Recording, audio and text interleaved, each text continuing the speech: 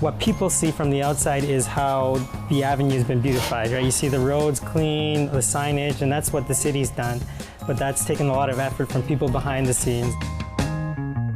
The impression of the neighborhood, I think, has really improved. 15 years ago, when we told people where we live, they would go, oh, really? You live there? Isn't that scary? Isn't it dangerous? What we were often hearing from mainstream media was just negativity, crime, poverty. Since I've been here in the last 4 years, even the total facelift, you know, the new businesses, facades, there's an influx of people coming from other parts of the city as well to enjoy all the different businesses, the restaurants, the food, and I think that's really healthy.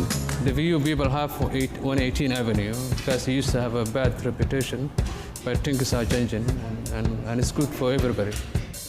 It takes businesses to get traffic in here. It takes these beautiful festivals like the Kaleido Festival to get people to come on the avenue, to eliminate that fear that this avenue has, that stigma. Now when we tell people where we live, they go, oh, I went to Deep Freeze last year. Oh, I want to go to Kaleido, or oh, I've always wanted to go to the Carrot.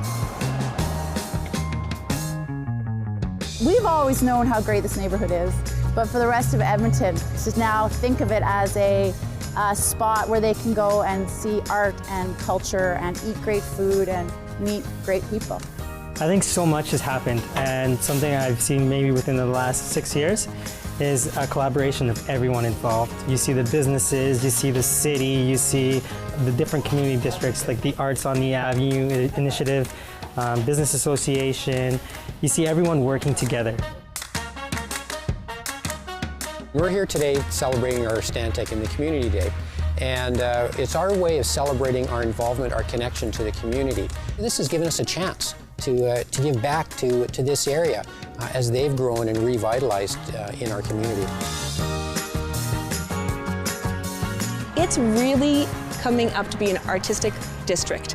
We are finding that people are drawn to it, they like it, and we most certainly try and foster any kind of mentoring or support that we can in seeing this really draw a brand new group of people to this neighborhood. I would like to encourage everyone to just come on the avenue and see how it's transforming every day, every year, and to really share that local aspect, you know. Stay away from the big boxes and come visit the local shops.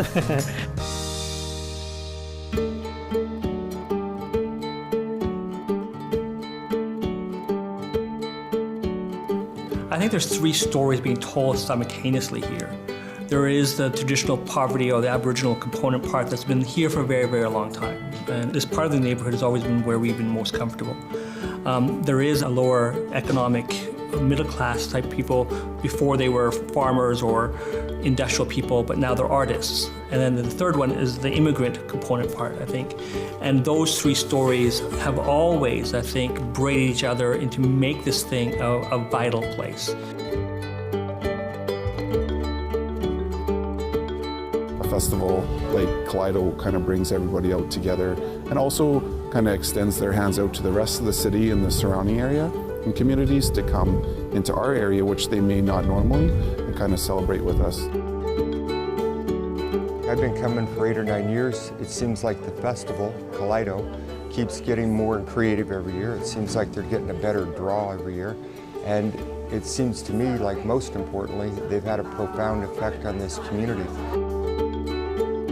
I've been with the festival since the beginning for 9 years, and to see it grow every year, to see the pride that our children, our neighborhood children, and the whole neighborhood take in it, the ownership that people take, it's very satisfying and inspiring, and I'm very proud to be a part of this festival.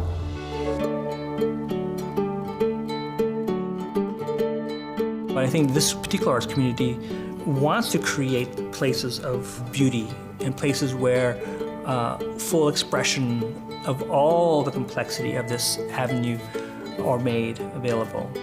I think that that's the power of the arts when done correctly, is that it can facilitate these connections and really enliven the community and just create that sense of we're all in this together, we need to hear each other's stories, and we can use these artistic media to help us do that.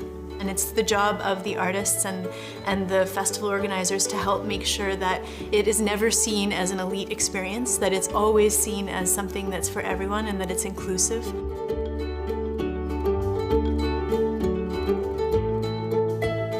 And in terms of revitalisation, I think we're at the very beginning of this. Look around, look how many empty spaces and empty stores. Look how many planning permissions are posted and how few are not.